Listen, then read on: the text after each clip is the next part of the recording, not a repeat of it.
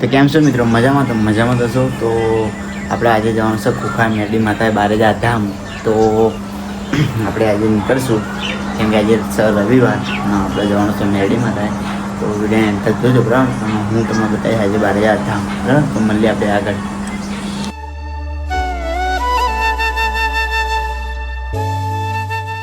તો મિત્રો આપણે આવી ગયા છે ખોખા મેરડી માતા.